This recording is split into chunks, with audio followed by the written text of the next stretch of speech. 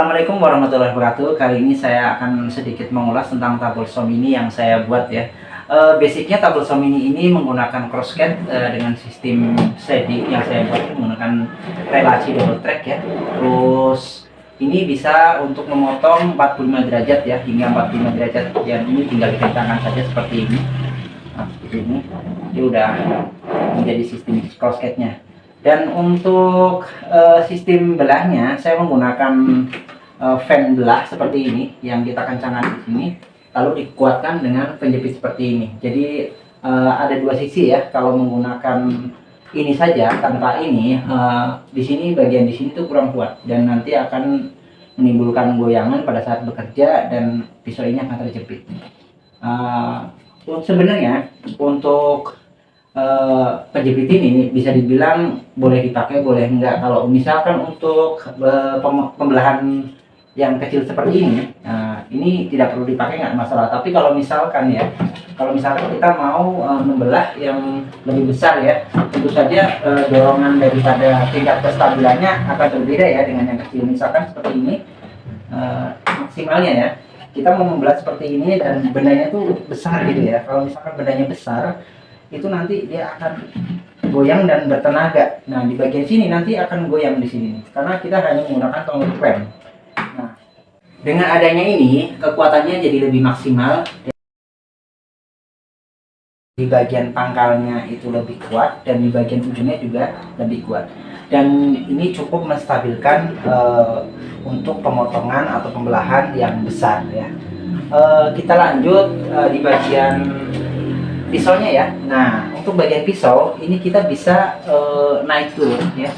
Pisau ini bisa naik turun pisaunya. Nah, ini bisa naik turun dan juga bisa miring 45 derajat. Nah, seperti ini. Nah, seperti itu. Nah, pengunciannya di sini. Jadi tetap pada satu lubang ya. Saya tidak membuat dua lubang karena menurut saya kurang efektif, tapi ini cukup menjadi inovasi buat saya. Untuk lebarnya sendiri, tableau mini ini lebarnya hanya mencapai 87 cm dan untuk panjangnya ke sini itu 61 cm dan untuk tingginya adalah 31 cm. Nah, karena ini menggunakan siku lipat, nah ini siku lipat, jadi nanti lebih ringkas ya pas penyimpanan. Jadi dua-duanya nanti bisa dilipat dari sini dan sini. Jadi nanti bersihnya aja di sini hanya cuman sekitar 35 cm atau 40 cm. Jadi cukup ringkas ya untuk ditaruh di tempat yang lebih sempit atau hanya sekedar hobi yang tidak punya workshop khusus gitu ya. Kayak misalkan kayak saya ini kan, saya berada di ruangan kecil, jadi bisa disimpan dan tidak memakan tempat. Namun tetap bisa lebih lebih efektif, lebih luas jangkauannya. Untuk kelistrikan, kalau kita menggunakan gerinda yang bukan variable speed, yang belum dilengkapi dengan variable speed dari pabrikan, kita harus menggunakan yang namanya dimmer. Nah, dimmer ini adalah tujuannya adalah untuk mengurangi RPM atau kecepatan putaran ya. Putarannya ini kan kalau untuk rata-rata gerinda itu antara 1000 10.000 sampai 13.000 rpm. Nah, dengan diaturnya seperti ini menggunakan dimmer, kita bisa mengurangi hingga ke putarannya itu sampai titik terendah. Jadi nanti kita gunakannya itu setengah saja cukup. Jadi misalkan dari 12.000 rpm jadi 6.000 rpm. Saya sarankan untuk RPM-nya kita gunakan separuh aja, maksimal separuh dari yang ada di dimmer. Dan untuk dimmernya sendiri minimal itu ukurannya atau wattnya itu di atas 2000 watt atau 2000 watt ke atas gitu. Jadi kalau dimmer yang 2000 watt ke bawah itu saya tidak rekomendasi ya. Entah kenapa saya kurang paham, nanti mungkin teman-teman yang paham tentang dimmer boleh komen di bawah sini. Terus kita juga harus menggunakan terminal seperti ini dan saklar. Nah, saklar ini gunanya apa? Nah, karena gerinda tangan ini kan saklarnya ada di dalam gerinda tersebut. Nah, kalau kita mau menggunakan langsung dengan seperti ini, tentu saja cukup resiko ya. Pada saat udah jalan, pas mau matiin mesti cabut kan repot ya kan. Nah, kita gunakan takla seperti ini on off. Jadi pada saat dia harus berhenti, nah ini tinggal. Nah, terus untuk memasangannya usahakan ditaruh di tempat yang mudah dijangkau. Misalnya di sini, kalau kita lagi jalanin tiba-tiba harus berhenti gitu, nah ini harus mudah dijangkau. Jadi jangan, ya mohon maaf nih, saya kadang-kadang suka sembarangan ya, tapi kan kalau orang yang masih awam, masih baru, cukup berbahaya sebenarnya. Tapi saya sarankan ditaruh di tempat yang lebih mudah dijangkau oleh tangan pada saat bekerja. Terus untuk bagian dalamnya ya, nanti kita lihat seperti apa.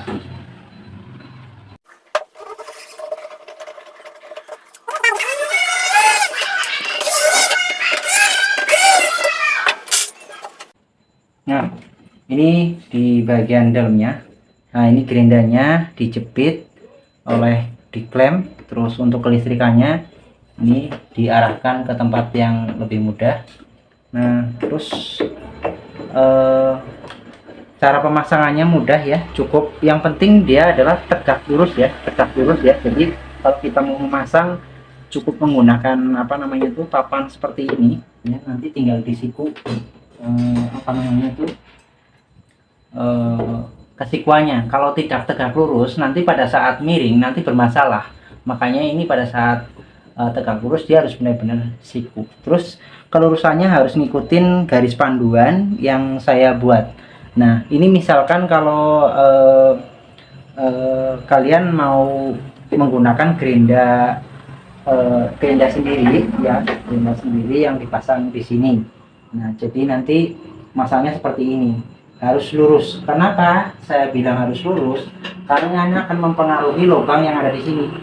Nah, kalau dia nggak lurus dengan garis yang saya buat, nanti lubangnya akan berubah ke sini, dan pada saat miring nanti akan mempengaruhi apa namanya tuh tingkat kemiringannya. Dan yang kedua, fan yang saya buat pun akan berubah ya. Jadi ini kan harus lurus ya. Nah, seperti ini. Nah, kalau misalkan dia tidak lurus, ini fan ini akan terjepit. Misalkan kalau menceng seperti ini gitu ya. Nah, ini akan terjepit pada saat dia mau bekerja apa namanya untuk membelah, dia akan terjepit dan gerendanya akan terganggu.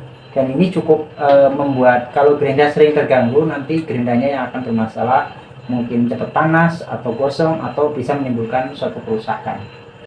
Ngomong-ngomong soal kelebihan dan kekurangannya, nah yang pertama saya ngomong kelebihannya dulu dong daripada ngomong kekurangannya. Soalnya kekurangannya banyak, jadi yang lebihnya aja dulu.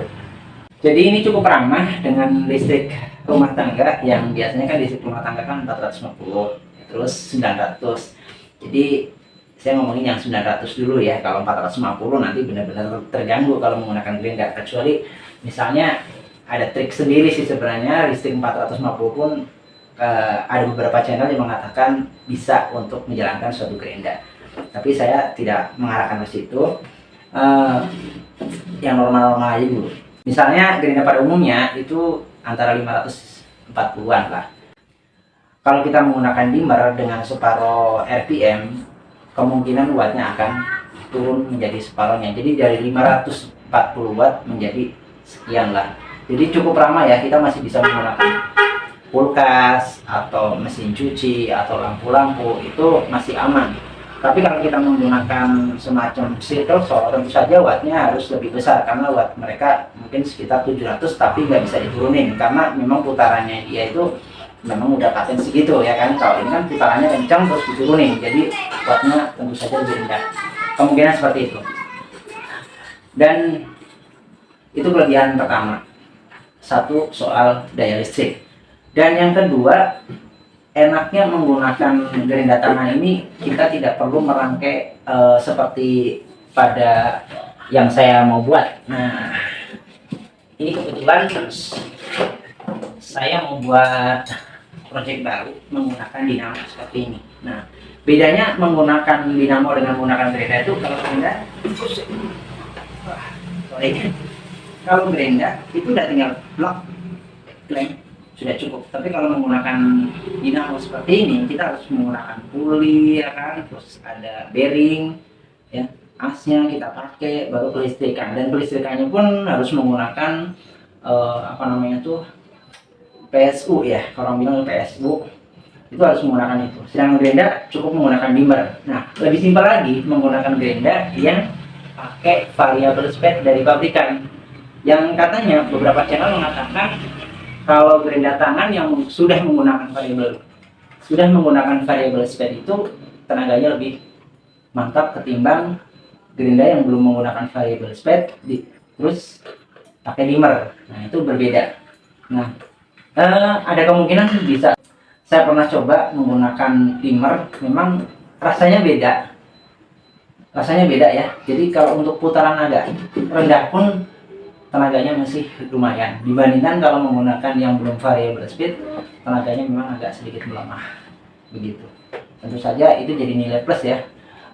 Awal-awalnya saya dulu berpikir apa namanya tuh, kok pakai variable speed, kenapa pabrikan nggak bikin yang udah variable speed. Nah, ternyata terjawab ya. Belakangan ini mungkin 2-3 tahun ini banyak di pasaran Brenda tangan yang sudah menggunakan variable speed, dan ini untungnya jadi kebetulan saya sedang membuat project ini dan untungnya disambut oleh pabrikan menggunakan yang variable speed.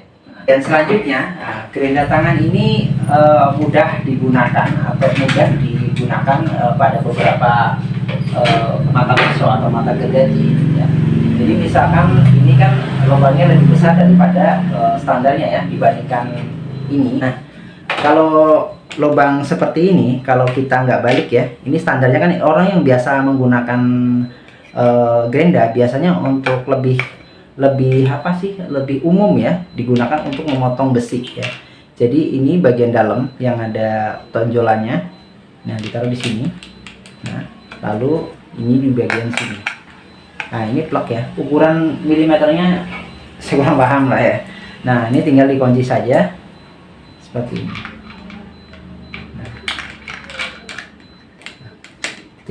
Nah, kalau untuk menggunakan mata pisau kayu seperti ini ya, nah seperti ini, nah ini tinggal dibalik saja.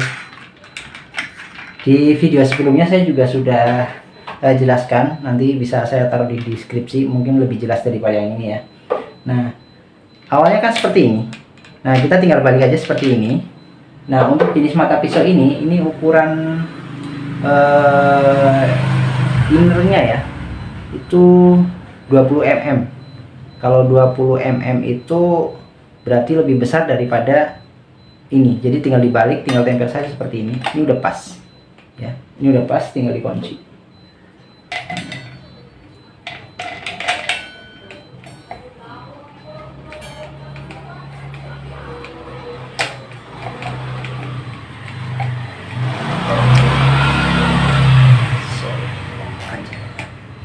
Nah, seperti ini. Ini udah kencang ya. Misalkan di sini 22 mm ya, 22 kalau nggak salah, 22,5 kalau nggak salah. Jadi nanti udah disertakan ringnya yang cocok dengan ini. Sebenarnya ada saya di dalam, cuman lagi dipasang, jadi saya saya nggak copot. Tapi cukuplah ya. Intinya kalau kita beli barang ini ya, terutama merek Bull ya, kalau merek lain saya kurang tahu, itu udah disertakan ring untuk mengarah ke 20 mm nya. Innernya itu 20 mm. Jadi tujuannya adalah untuk pas dengan ini. Ini enaknya Brenda begitu tuh, enaknya. Jadi enaknya di situ. Oke. Nah, selanjutnya kelebihan selanjutnya ya. Oke, kita kelebihan selanjutnya kalau kita menggunakan Brenda tangan jadikan tabison nih. Nah, Brenda ini bisa dicopot, dilepas. Ya, lepasnya mudah, misalkan ada satu kerusakan atau mungkin akan dipakai untuk hal-hal lain gitu, hal-hal lain seperti oh saya punya Brenda cuma satu tapi saya ingin menggunakan dengan cara lain gitu kan, mau buat ngamplas apa-apa, ini bisa dicopot lalu dipasang lagi. Cuman nanti pada saat memasangnya harus ngikutin panduan yang ada di tabel ini. Kebanyakan sih kalau kecelakaan-kecelakaan yang terjadi karena gerinda ini udah menjadi salah satu legenda ya.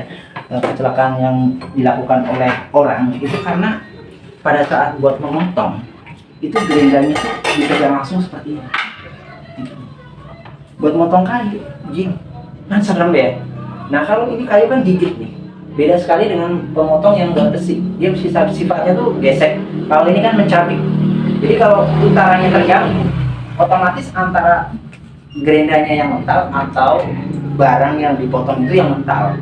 Nah itu cukup berbahaya. Nah kalau udah mental, saklar kan nggak bisa langsung mati otomatis. Nah ini yang bisa berbahaya karena banyak sekali kecelakaan yang terjadi antara entah tangannya, kakinya atau badannya. Itu karena apa? Karena menggunakan pemotong dengan cara seperti ini. Nah untuk kayu ya terutama ya, kalau untuk besi agak kurang banyak kecelakaan, tetap ada tapi kurang. Karena pada dasarnya gerinda itu awal mulanya kalau nggak salah ya, perkiraan saya sih, sempat saya ngomong sama orang yang udah kenal gerinda udah lama, itu sebenarnya bukan untuk memotong, tapi untuk menggerinda, kayak semacam untuk menghaluskan kayak misalnya bekas las ya, las yang sudah habis dilas itu kan ada kayak yang nggak rata. Nah itu digerinda sebenarnya untuk itu, tapi seiring waktu berjalan malah kebanyakan untuk memotong besi, paralon, bahkan sekarang untuk memotong kayu. Nah makanya buat teman-teman yang masih awam tentang gerinda tangan untuk memotong kayu, sebaiknya stay di channel ini gitu, karena banyak banget informasi-informasi yang akan saya berikan sesuai dengan pengalaman saya tentunya, sebisa saya, semaksimal saya. Itu aja tentang kekurangannya, tentang kelebihannya.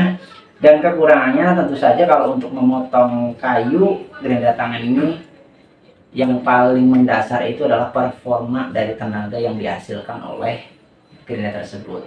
Contoh ya kan, dibandingkan dengan circle saw. Kalau circle saw itu dengan putaran 4.500 saja sudah mampu untuk memotong kayu. Sedangkan gerinda dia tidak bisa untuk memotong kayu atau tidak kuat intinya. Nah kalau gerinda kalau tidak kuat dia akan stop, berhenti, dan pada saat berhenti mesin tetap jalan.